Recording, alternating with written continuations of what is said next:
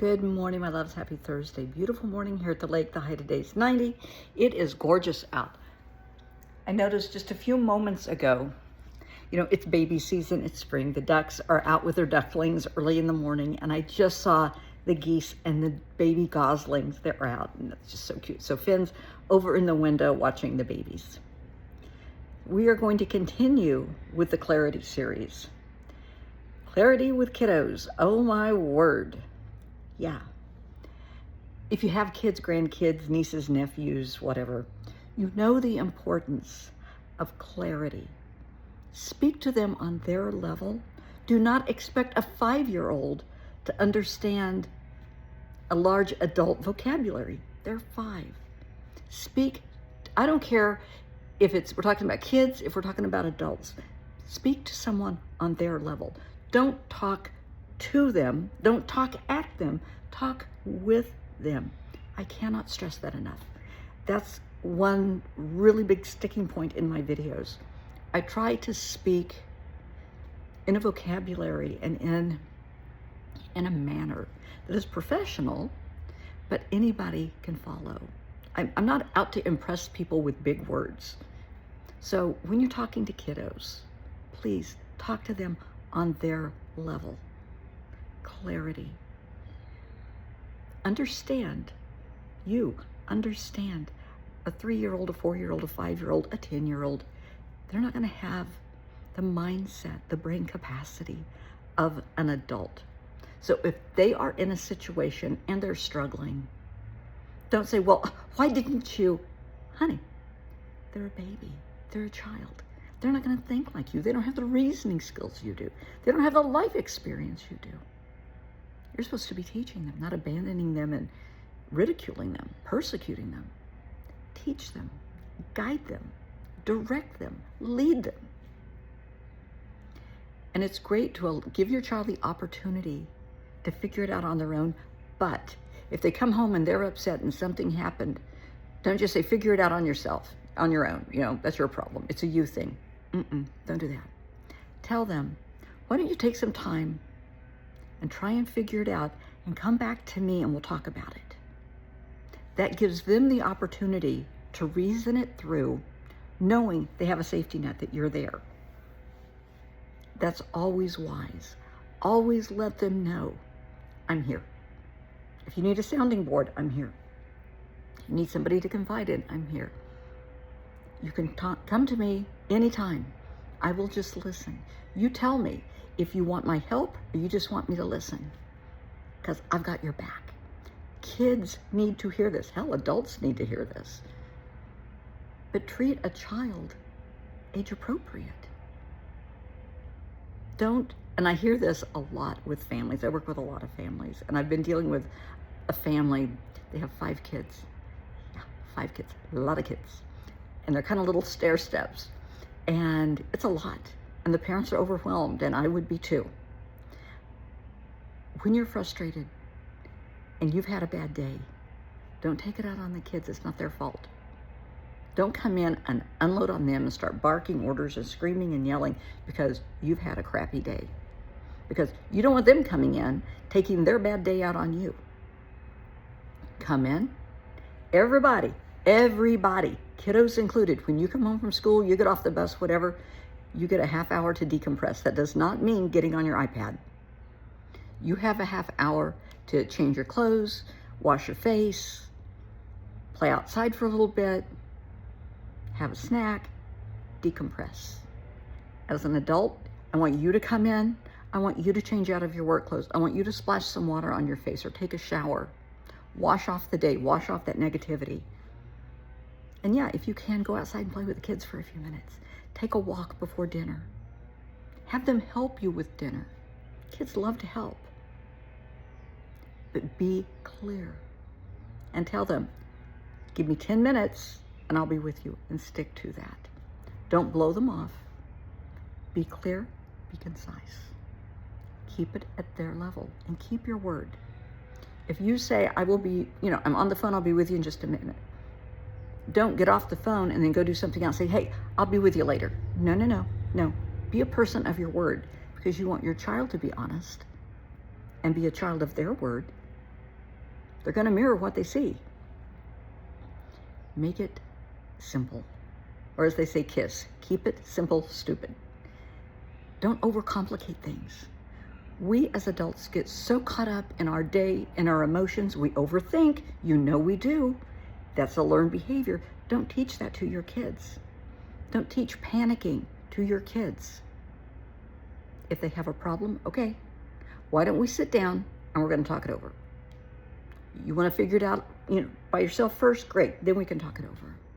Once they are 8 to 10 years old or older, they have a problem, write it down. Write out exactly what the problem is. And then, seriously, do a pro and con list. What can I do to fix this? What should I not do to fix this? What's going to help? What isn't going to help?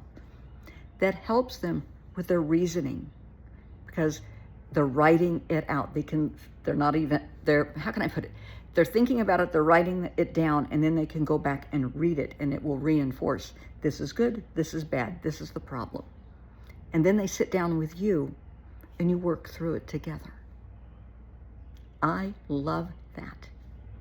It does so much for the child's self-confidence, because you come in and say, you did a great job writing this down. This is perfect, even if it's not so hot. They tried. Don't ridicule them. Don't criticize them. They're not you. They are not their brother. They are not their sister. They are an individual. So tell them, you did a good job. You really did well. I love the way you said whatever. I love the way you're thinking this through. This is really good. This is really grown up of you. That will go so far. That will go so far with these kids. But keep it at their level. Parent-teacher conferences. Now, back in the olden days, the kids had to sit through it too. Nowadays, I'm not sure if the kids have to be there or not. But if you go, do not overreact. Do not play the some other dude did it. If the teacher, administration has a complaint about your child, listen. Listen. And say, thank you for sharing that with me. We will address this at home. That's all you have to say. Don't say, well, I heard he would never. Come on. Just listen to what they have to say and say you will take care of it at home. And talk to your child when you get home. If it involves fighting or something like that, maybe both parents need to sit down with administration and hear what happened. And instead of casting blame and pointing fingers, just say, yeah, our kids were in the wrong. They're going to do better work going forward. And something I wish more schools would do, some are doing it, with kids that fight and they do not get along, they do team building projects where these kids depend on each other to survive. You want an A, the two of you have to work together, and I have to see you working together to do this. And it's great. If it's something physical, that's even better. But it teaches them to rely on each other, that they can get along. And that's what it's about. Putting the ego aside and working together. But parents need to do it too. So stop casting blame and pointing fingers and teach your kids to work it out constructively. Listen to what they have to say. Absolutely. But keep in mind your child's a child. A child will lie to get out of getting in trouble. Most kids will. Keep that in mind. Just because it falls out of their mouth does not mean it's true. Accept the fact that your kid could be to blame in a situation. Your kid could be a bully. Your kid could be a prankster. And that's not fun. If whatever your child is doing hurts someone's feelings, makes someone cry, injures them, embarrasses them, humiliates them, it's not funny. And it's inappropriate. And it stops now. Don't do it at home. Don't do it at school. It's inappropriate. In adult words, that's narcissistic. It's being a reactive abuser, being abusive to get other people's reactions. No, don't be a bully. Stop. It's not funny. at all. And I noticed last night I was watching TV and there's a lot of shows on about pranking. I hate that. I wish they would pull them off the air. I really do, because it is encouraging people to be bullies, to be reactive abusers. They don't realize it because they're just interested in the views, the likes. There's more to it than that. You're promoting people to embarrass and humiliate others, to be reactive abusers and bullies. It's just that the networks don't see it that way. They don't care. I care. Some parents care, teachers care, school administrators care, and the kids care. The kids care. I want you to remember every day what it felt like how it felt, I can't even talk, when you were your child's age. Some of the things that you went through, how you felt. Some of the struggles that you faced, and how your parents dealt with you. Did they sit down with you? Or did they say, suck it up and get over it? Oh, walk it off, you're fine. When my son was growing up, I was very big on sitting down and talking it over. If I was going to punish him, he could say, I want to vote in this. Can you reconsider? May not work, but I would listen to his point of view. And that made him feel validated, that I am listening to what he said. He's still going to go on punishment. But I listened to him respectfully. Let me hear what you got. He would lay out his case. And I would shoot it down with bullet points. That's true, but da-da-da-da-da-da-da. But you did a really good job explaining this, and I'm really proud of you for that, but you're still in the wrong. Or, okay, maybe it's not as bad as I see it. We'll modify the punishment, but you're still going on punishment. But let them feel validated. That's so important. Did your parents let you express yourself and validate what you thought, what you had to say? Or was it, oh, you're fine. Oh, please, you don't know problems. Clarity. Clarity, clarity.